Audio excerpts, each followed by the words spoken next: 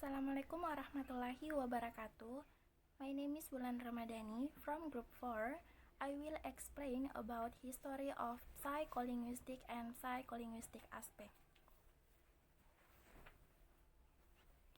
History of psycholinguistic. Sejarah dari psikolinguistik. The term psycholinguistic was first used by Thomas Sebeok and Charles E. Osgood in 1954. Istilah psikolinguistik pertama kali digunakan oleh Thomas Sebeok dan Charles E. Osgood pada tahun 1954. There are two types of philosophy that contribute to the development of thinking of scientists. Ada dua jenis filosofi yang berkontribusi dalam perkembangan pemikiran para ilmuwan. One, empiricism. Filosofi empirisme menganggap bahwa ilmu merupakan objek kajian yang dapat dikenali secara indrawi, yang erat kaitannya dengan psikologi asosiasi, dan mengkaji unsur-unsur pembentuknya sampai terkecilnya. 2. Rasionalisme. Filosofi rasionalisme mengkaji akal sebagai faktor yang harus dikaji agar memahami perilaku manusia. 1. Psychology in linguistic. Psikologi dalam linguistik. 1. Von Humboldt was a linguist from Germany. Compared grammar between different language with character language speaker. Von Humboldt merupakan seorang ahli linguistik dari Jerman yang membandingkan tata bahasa antar bahasa yang berlainan dengan tabiat penutur bahasa. 2.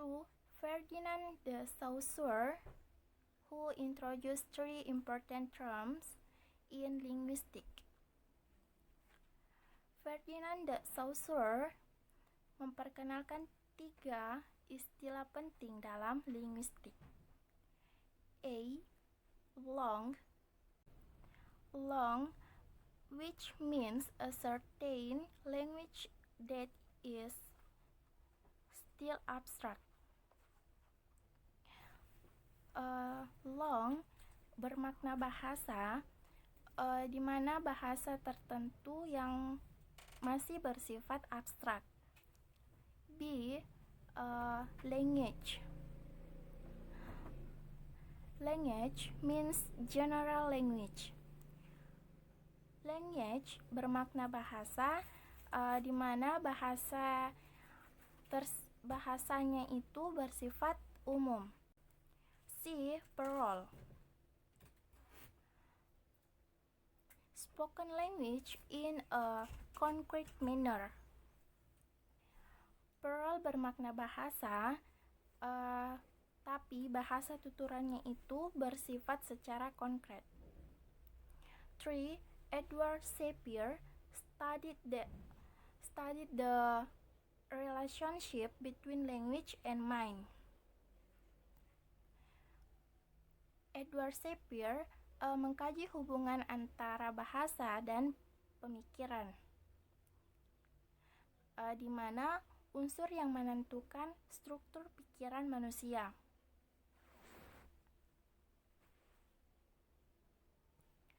2. Linguistic in psychology. 1. John Dewey. John Dewey interpreted children's language based on psychological principles. John Dewey menganut empirisme murni, di mana John Dewey menafsirkan bahasa kanak-kanak berdasarkan prinsip-prinsip psikologi menggolongkan kata-kata untuk anak-anak berdasarkan pada makna yang dipahami anak-anak. 2. Karl Buckler states the human language has three functions called organon model der Sprache.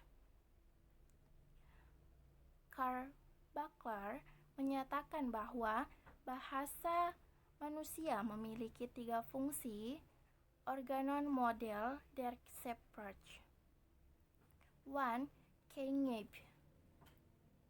Kengebe merupakan tindakan komunikatif yang berwujud verbal. Apple merupakan permintaan yang ditunjukkan kepada orang lain. Darstelling merupakan penggambaran masalah pokok yang dikomunikasikan. 3. Psychology and linguistic cooperation. Kerjasama antara psikologi dan linguistik. The basic of psychology according to Osgood and Sebeok are: dasar-dasar ilmu psikologi menurut Osgood dan Sebeok adalah: A. Psycholinguistic are linguistic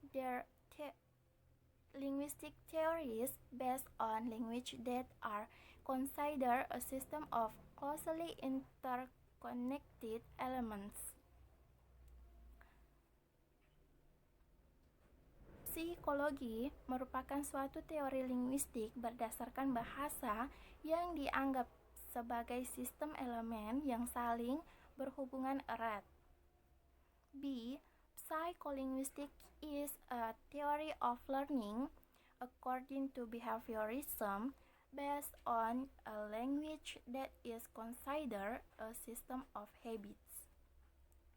Psycholinguistik merupakan teori pembelajaran menurut behaviorisme.